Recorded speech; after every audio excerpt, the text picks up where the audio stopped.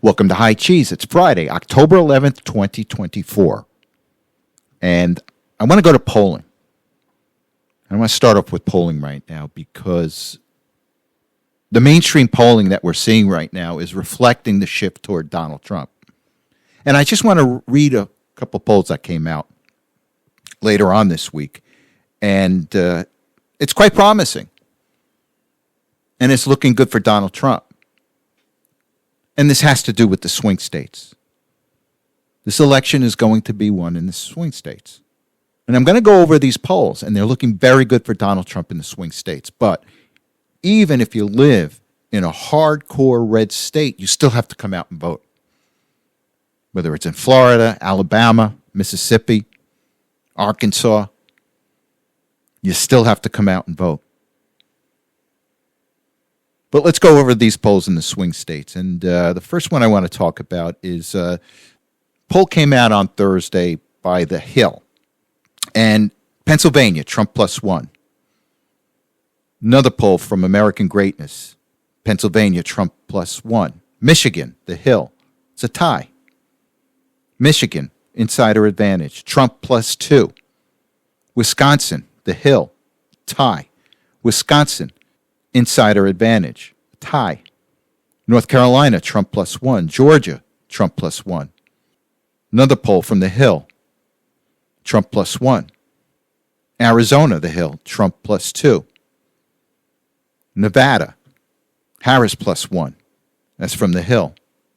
Let's take a look at some polls that were released today. Wall Street Journal, Pennsylvania, Trump +1. Michigan, Wall Street Journal, Harris +2. Wisconsin, Wall Street Journal, tie. Arizona, Wall Street Journal, Harris +2. Nevada, Wall Street Journal, Trump +6. Now, these are the mainstream polls. And you have to understand is that all of these mainstream polls, the Trump voter underperforms. And I've been saying this for the longest time. And I think most people realize is that a lot of the Trump vote is not picked up in these mainstream polls, whether it's from polling bias, and whether it's Trump people just don't like to respond to polls.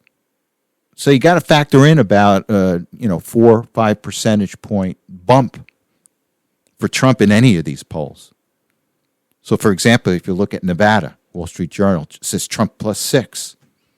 Add 4 or 5 points onto that, and that's when you'll likely get the real vote. Again, don't get overconfident. Everyone has to come out and vote. But this is looking very good for Donald Trump.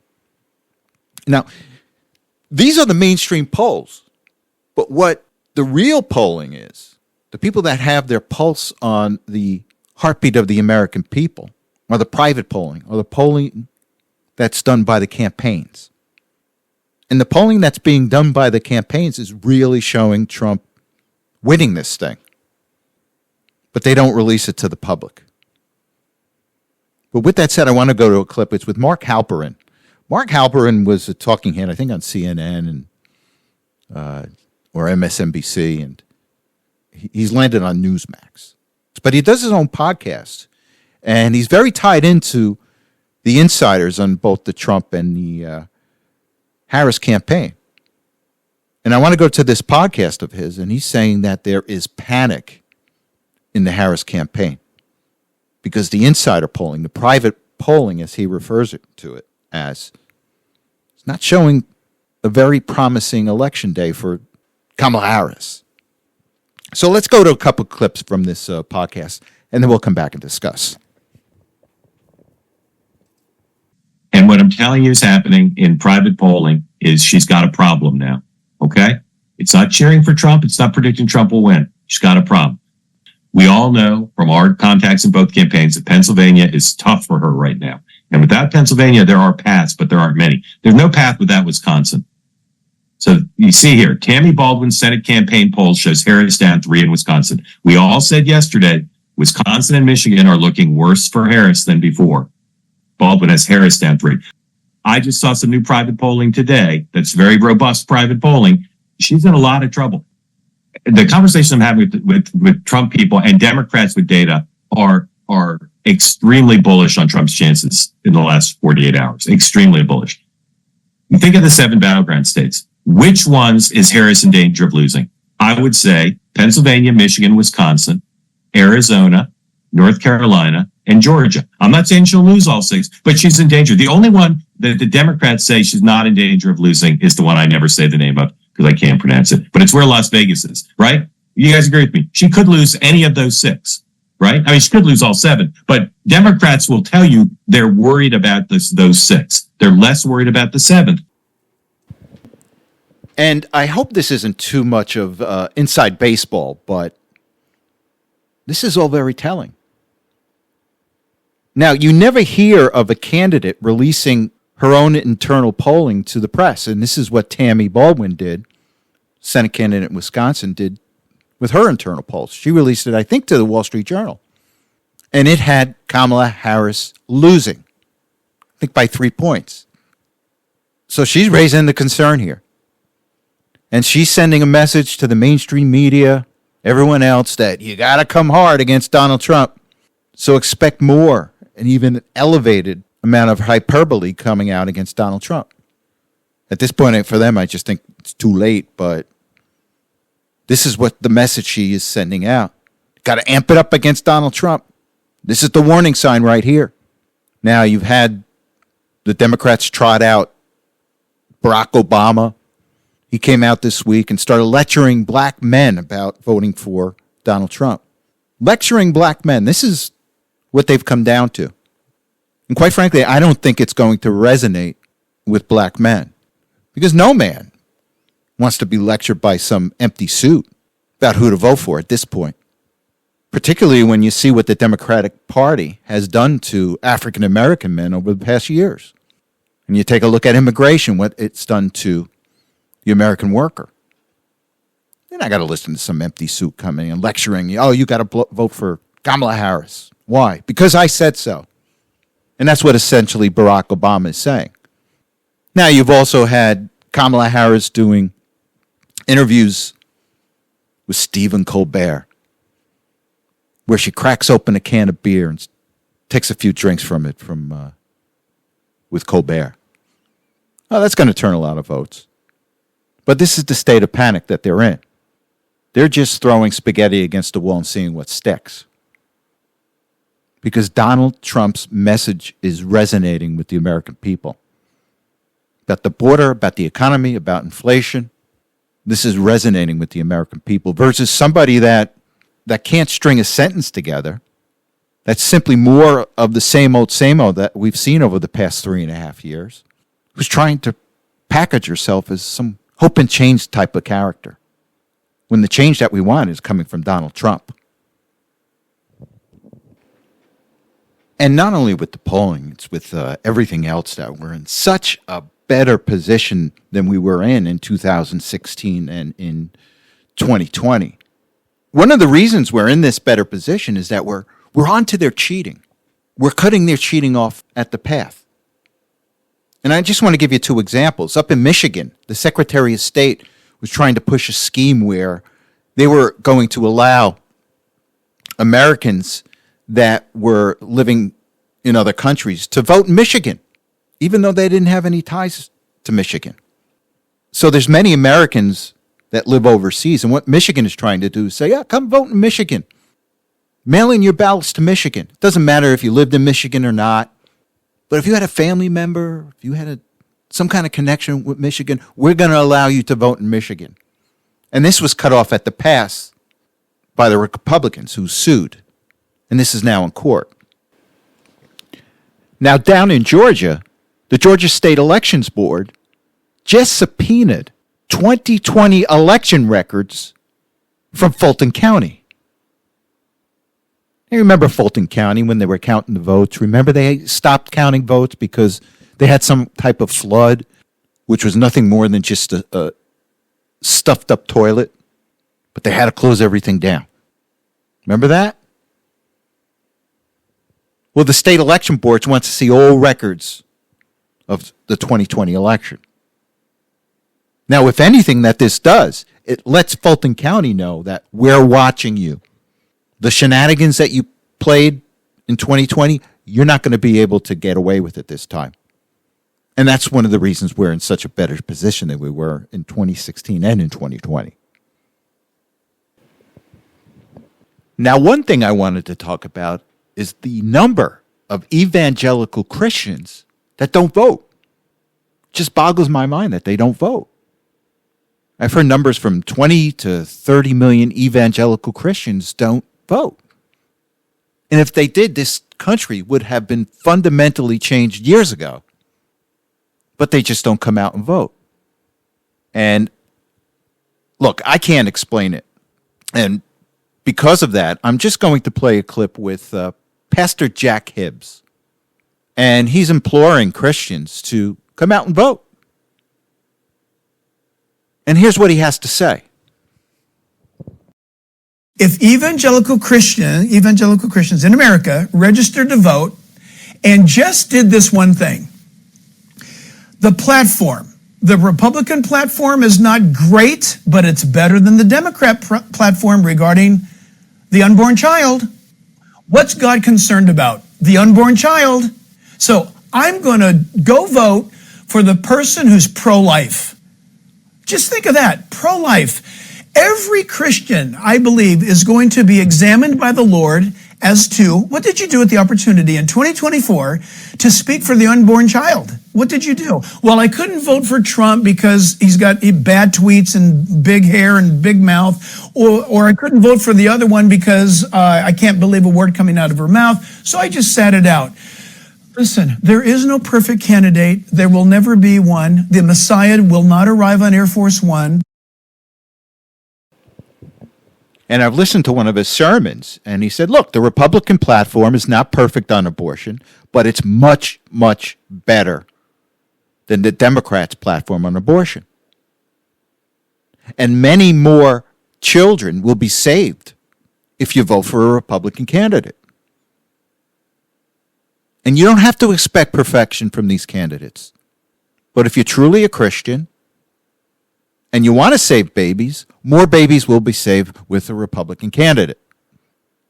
And this is just my own observation.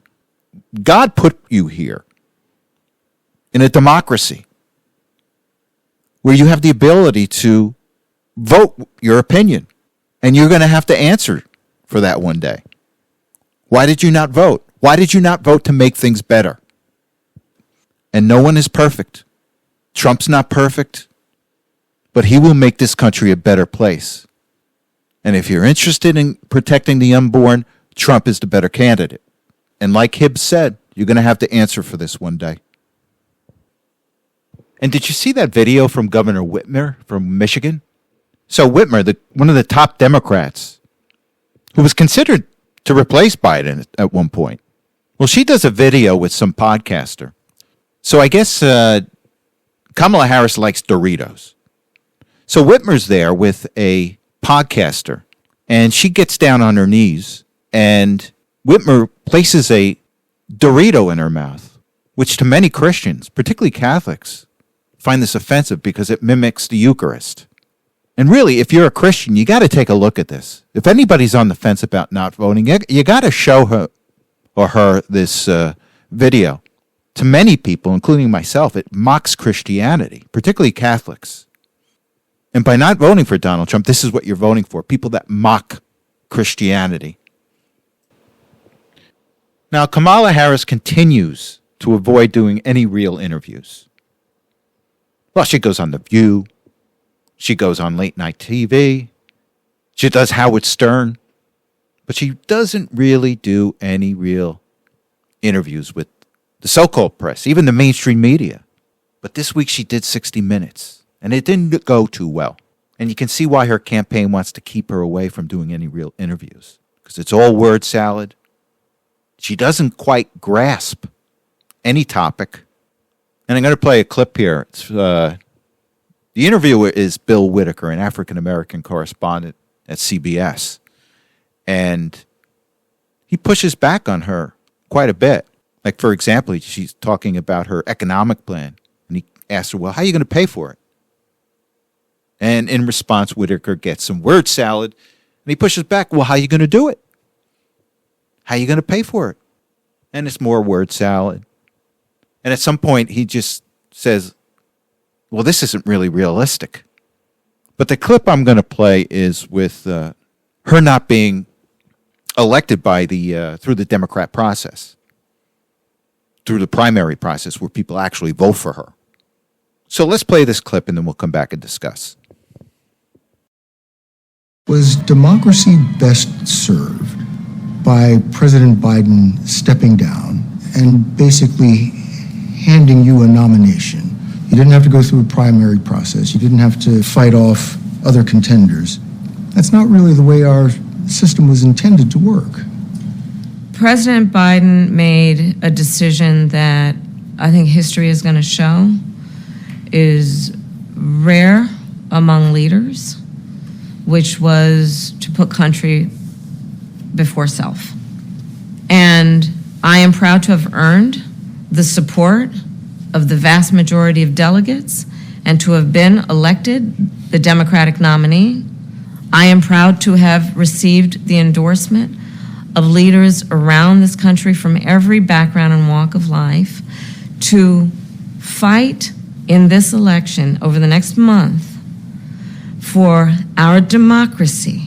But I think this truncated process is why people think or say they don't really know who you are.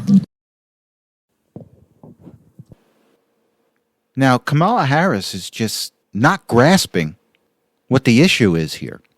Many Americans have reservations about her not going through the democratic process of a primary and her essentially just being nominated by the party insiders.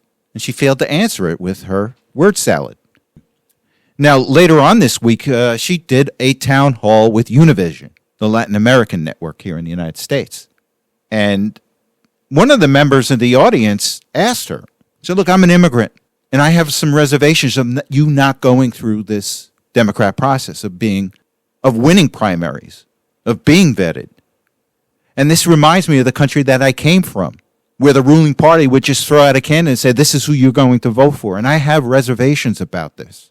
So it didn't go as planned for Kamala at this Univision town hall meeting. And you know it's funny. We have Kamala being anointed by the Democrat Party to run. Doesn't sound very Democratic to me. Is that how you want one of your major parties run under a democracy? And they have a lot of nerve to say, Donald Trump is a threat to democracy. Well, here's a threat to democracy. Let me read an article here. This is from the New York Post.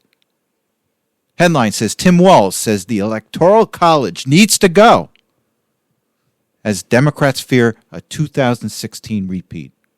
Says Minnesota Governor Tim Walz argued Tuesday that the U.S. needs to do away with the Electoral College as Democrats worry about a repeat of 2016 that would see the Harris-Walz campaign winning the popular vote but not the presidency. I think all of us know the Electoral College needs to go, Walz said at a campaign fundraiser. We need a national popular vote that is something, but that's not the world that we live in. And Walz has long been vocal in his belief that the Electoral College system, which decides the presidential winner, should be next in favor of the popular vote. Well, Mr. Walz, guess what's in the Constitution? The Electoral College. So think about this. You've got the Democrat Party candidate that was nominated in spite of not having one person vote for her. And now you've got the vice president candidate of the same party saying that we've got to do away with the Electoral College. So who's the threat to democracy? Okay, inflation figures came out this week. So let's take a look at CPI. So on Thursday, CPI figures came out, and it ticked up a little higher than expectations, while wholesale prices came in on Friday, and they were relatively flat. So let's take a look at the inflation breakdown. Eggs up 39.6%. Butter up 7.8%. Dried beans, 6.5%. Roast beef up 6.1%. Ground beef up 4.7%. Peanut butter up 4.6%. Pork chops up 4.2%. And this is all year over year. Instant coffee up 3.3. Sugar up 3.3. Motor vehicle insurance up 16.3. Admissions to sporting events up 10.3. Cigarettes up 8.8. Care of invalids and elderly at home, 8.7%. Health insurance up 7.5%. Pet services up 7.3%. Women's underwear, 6.5%. Motor vehicle repair up 6%. Daycare and preschool up 6%. So in spite of all of our institutions telling us, oh, how great everything is, this is the number that the American voters going to judge you on. And it's not looking very good. Overall inflation under Harris has gone up 20%. Food costs have gone up higher than that. And no matter what they say, people have to shop. And they're making a distinction between what they see and what they're told to see. And with that said, thank you very much for listening. You have a good week, and I will talk to you next Saturday.